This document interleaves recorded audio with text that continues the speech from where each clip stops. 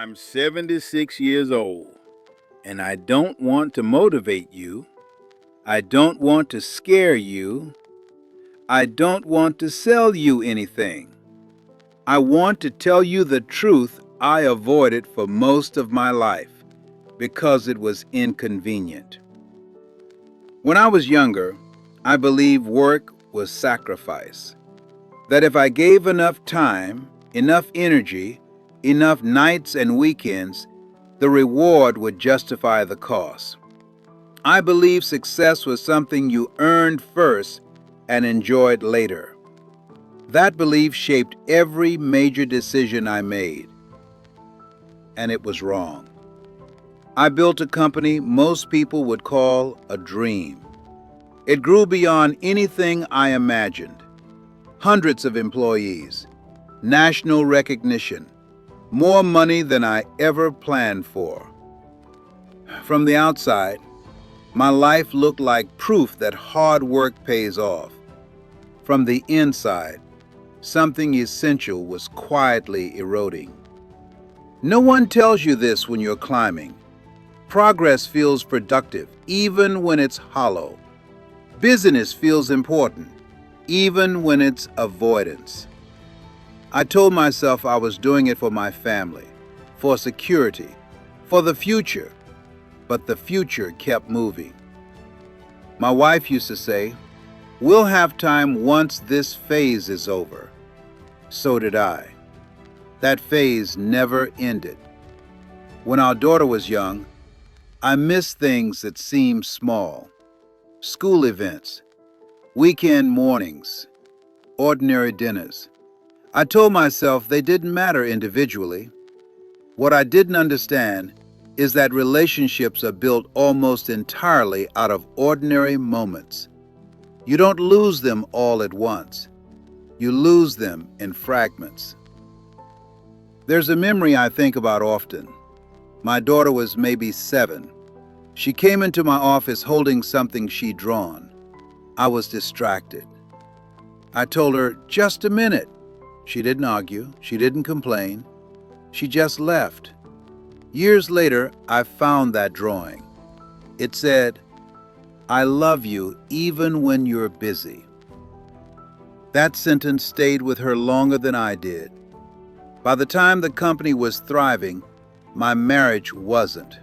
Not because of conflict, not because of betrayal, because absence has weight. And events, it becomes permanent. When my wife left, I didn't fight it. I didn't even pretend to be surprised.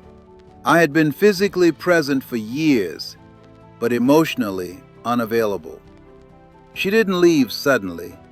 She left after waiting longer than she should have. After that, I did what I'd always done. I worked more. The company grew bigger. The recognition increased. People ask how I stayed so driven. I never told them the truth. Drive is easy when there's nothing else left to lose.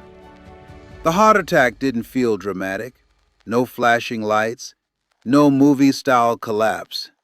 Just a quiet realization, lying in a hospital bed, that the people I wanted nearby weren't there.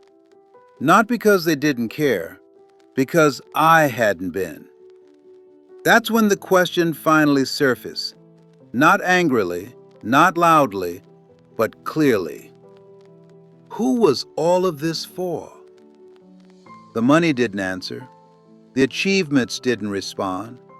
The future I'd been working toward no longer included the people I imagined sharing it with. I sold the company a few years later. The exit was everything I'd once wanted, but success without connection doesn't feel like victory. It feels like closure without celebration. I tried to rebuild relationships. Some things improved, some things softened. But time doesn't refund itself. You can apologize, you can show effort, you can be present now, but you can't reclaim presence when it mattered most. Here's the truth I wish someone had said to me when I was younger. Not loudly, not urgently, just honestly. Work will always ask for more. It will never tell you when it's enough. The people you love won't compete for your attention forever. Eventually, they learn how to live without it. I'm not saying don't work hard. I'm saying be honest about what your work is costing you. Because cost doesn't announce itself. It accumulates quietly. I live a quieter life now. I read. I walk. I spend time where I can. I'm grateful. But I'm also aware that much of what mattered most was happening while I was elsewhere. Success didn't fail me. I misunderstood it. I thought it was about building something impressive. It's about building something enduring. And endurance doesn't come from money, it comes from presence. If you're watching this and telling yourself, I'll slow down once this season is over, I want you to know something. That season may last decades. And one day, you'll realize you've been living in preparation mode your entire life. You don't need to quit your job. You don't need a dramatic change. You just need to stop pretending that what matters will wait, because it won't. I'm 76 now. I don't measure my days by productivity anymore. I measure them by attention. By where I chose to be, not physically, but fully.